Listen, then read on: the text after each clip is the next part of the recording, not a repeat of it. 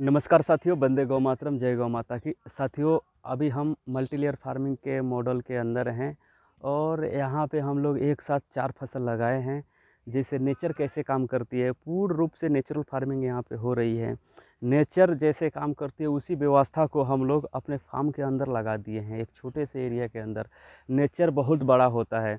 Nature में क्या है, जैसे जंगल में क्या होता है, एक बहुत बड़ा पेड़ होता है, फिर नीचे छोटा पेड़ होता है, फिर नीचे उसके छोटे पेड़ होते हैं, फिर नीचे झाड़ियाँ टाइप की घासें होती है, फिर उसके नीचे ग्रासेस होती है।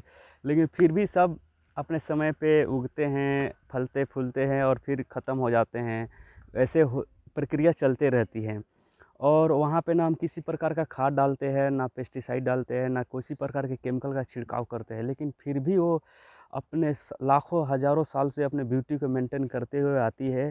सभी जंगल और हमेशा चलते रहते हैं। जब उसका फल देने का समय आता है तो बहुत ही भरपूर मात्रा में फल फूल देता है। फलों से लद जाते हैं पेड़ और उसका स्वाद गजब का रहता है। वैसा स्वाद आपको दूसरे जगह खाने को फल में नहीं मिलता है। और उस फल को या उस पेड़ की पत्ती को, एक पेड़ की पत्ती को तोड़कर दुनिया के किसी भी लैब में टेस्ट कराते हैं तो उसमें किसी प्रकार के न्यूट्रिशन की डिफिशियंसी दिखाई नहीं पड़ती है। और किसी प्रकार की न्यूट्रिशन डिफिशियंसी दिखाई नहीं पड़ती है। और यहाँ पे हम लोग उसी व्यवस्था को, जो नेचुरल तरीके से काम करते हैं, उसी व्यवस्था को हम लोग एक मल्टीलेयर फार्मिंग के मॉडल के अंदर लगाए हैं। जैसे एक इसमें क्या है कि यहाँ पे बीट रूट लगा है, देख पा रहे हैं पत्तियों की चौड़ाई क्या है। और एक कंद भी बैठने लगा है। लगभग अभी इतना बड़ा कंद हो गया है इसकी। तो ये इसमें क्या है कि एक ज़मीन के अंदर होती है, एक जस्ट उसके ऊपर, जैसे नीचे अपना चुकंदर लग गया है और ये अपना टमाटर लग गया उसके ऊपर, और यहीं पे करेला जा रहा है, देख पा रहे हैं। जहाँ जहाँ बेम्बू है वहाँ वहाँ क्रीपर्स क्रॉप लगाए हैं। जो क्रीपर्स क्रॉप क्या होती है, ये बेम्बू के सहारे स्ट्रक्चर के ऊपर जाके एक शेड, नेचुरल शेड क्रिएट कर देगी और उस पर फैलेगी। और इसी में हम लोग पपीता का पेड़ लगाए हैं। अभी पपीता का पेड़ छोटा छोटा है, इसके अंदर दब गया है, अभी वो चल रहा है, ग्रो हो रहा है। ऐसे हटा के देखेंगे तो दिखाई दे देगा। 10 बाई 10 फीट का डिस्टेंस पे पपीता का पेड़ लगाए हैं। आप 10 बाई 15 फीट पर भी लगा सकते हैं या 15 बाई 15 फीट पर भी लगा सकते हैं। हमने छोटा सा एरिया था तो इसलिए मैंने 10 बाई 10 फीट के एरिया पर पपीता का पेड़ लगाया ताकि नंबर ऑफ प्लांट्स ज़्यादा आ जाए। और देख पा रहे फर्स्ट टाइम नेचुरल फार्मिंग का कमाल देखिए, कितना गजब का रिजल्ट है। पत्तियों की ग्रोथ देखिए, हाइट देखिए, कलर देखिए। इसमें किसी प्रकार की वायरस जनित रोग या जो लीफ कर्ल वायरस आती है वो किसी प्लांट में आया था, अभी तो बहुत कंट्रोल हो चुका है और चल रहा है। देखिए, जब लीफ कर्ल वायरस आ जाती है उसके लिए एक ही उपाय है, रामबाण इलाज है। छाछ, जितना पुराना छाछ होए उतना ज़बरदस्त काम करता है। और साथ में अगर गौ कृपामृतम है तो उसको भी मिला सकते हैं। छाछ जितना पुराना है तो उसमें क्या कीजिए, अगर 2 लीटर छाछ लीजिए, उसमें 100 ग्राम फिटकरी मिला लीजिए और 15 लीटर पानी में मार के स्प्रे मारिए। देखिए, एक बार में ही ख़त्म हो जाएगा पूरा वायरस, लीफ कर्ल वायरस जनित बीमारी। देखिए, अभी हम बता रहे थे नेचर की तरह कैसे काम होता है यहाँ पे। देखिए, जैसे हम लोग खाना खाते हैं, कुछ ना कुछ वेस्ट करते हैं, उसी प्रकार पेड़ पौधा प्लांट भोजन बनाता है, खाता है, कुछ ना कुछ वेस्ट ज़मीन के अंदर रिलीज करता है। तो किसका वेस्ट किसका फूड बन जाता है। और इससे हम लोग क्रॉप कॉम्बिनेशन करके लगाते हैं फसल को, जो अच्छे से होते हैं। कॉम्बिनेशन का रोल ये होता है कि सबकी हाइट सेम नहीं होनी चाहिए, सबकी ग्रोइंग स्पेस सेम नहीं होनी चाहिए, सबकी फलने फूलने की टाइमिंग सेम नहीं होनी चाहिए। जैसे टमाटर है, अभी यहाँ पे फल दे देगा, उसके पहले पहले अपना चुकंदर वगैरह ये सब निकलना शुरू हो जाएगा। पपीता है, उसके ऊपर चला जाएगा, इसका भी स्पेस अलग रहेगा। और ये है करेला है, इस पे आके फलेगा, इसका भी फलने का टाइमिंग अलग है और जो इसका ग्रोइंग स्पेस है वो भी अलग है, फलने का जगह भी अलग है। इस तरीके से कॉम्बिनेशन का प्लानिंग करते हैं कि इसमें सबकी रूट सेम नहीं होनी चाहिए, सबकी हाइट सेम नहीं होनी चाहिए, सबकी फलने फूलने की टाइमिंग सेम नहीं होनी चाहिए और इवन सबकी न्यूट्रिशनल रिक्वायरमेंट भी सेम नहीं होनी चाहिए।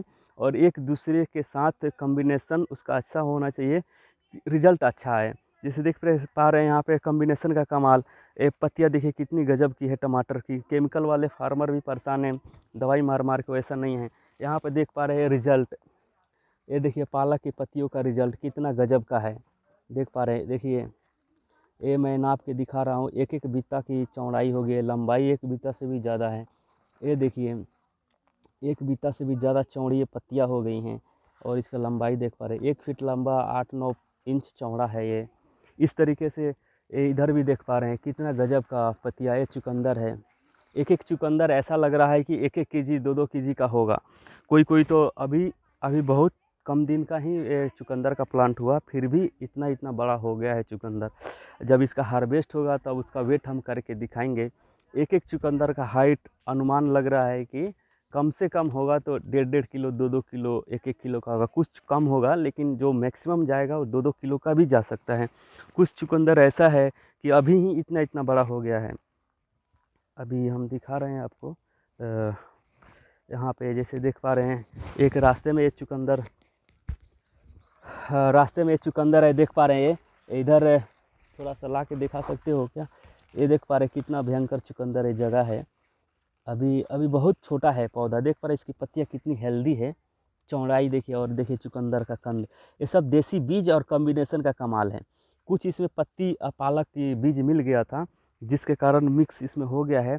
जो पालक का बीज है उसको हम लोग बीज बना लेंगे, चुकंदर का भी बीज हम लोग बनाएंगे, बाकी उसका कंद का पाउडर बनाएंगे हम लोग। चुकंदर का पाउडर अभी हम लोग बनाएंगे। देख पा रहे हैं पालक की चौड़ाई, ये सब नेचुरल फार्मिंग का कमाल है। जब हम नेचुरल फार्मिंग करते हैं, एक साथ 3-4 फसलें लगाते हैं, तो उसमें क्या होता है कि एक साथ 3-4 फसल लगाते हैं तो एक का वेस्ट दूसरे का फूड बन जाता है, दूसरे का वेस्ट तीसरे का फूड बन जाता है। इस तरीके से पूरा सिस्टम काम करती है और रिजल्ट आपके सामने है। जो किसान बोलते हैं कि प्राकृतिक खेती में मुनाफा नहीं होता है, घाटा होता है, वो देख पा रहे हैं। आप बस दवा के गोबर की खाद डालिए और साथ में जीवामृत बनाइए, अपने घर पे ही बनाइए। जीवामृत बनाने के लिए 20 केजी गोबर, 20 लीटर गौमूत्र, 2 किलो सरसों की खली, 2 केजी गुड़ और 2 मिट्टी पीपल या बरगद पेड़ के पास मिट्टी, जैसे यहाँ पे अपने पीपल का पेड़ है, इसी के जड़ के पास से मिट्टी लेके उसको घोल देते हैं और 5 दिन तक हम लोग छाया में उसको मिलाते हैं। जब मिल जाता है 200 लीटर पानी उसमें डालकर, तो फिर उसको डाल दीजिए। तब देखिए रिजल्ट कितना गजब का आएगा। लेकिन हाँ, उसके पहले आपको 2-3 ट्राली, एकड़ में कम से कम 4 ट्राली गोबर की खाद डाल दीजिए दबा के, तब देखिए रिजल्ट कितना गजब का आएगा। मतलब आप सोच नहीं पाएंगे कि इतना ऑर्गेनिक में नेचुरल तरीके से फार्मिंग से आ सकता है। चलिए, बाकी आप लोग को कोई भी जानकारी चाहिए तो आप लोग संपर्क कर सकते हैं। धन्यवाद।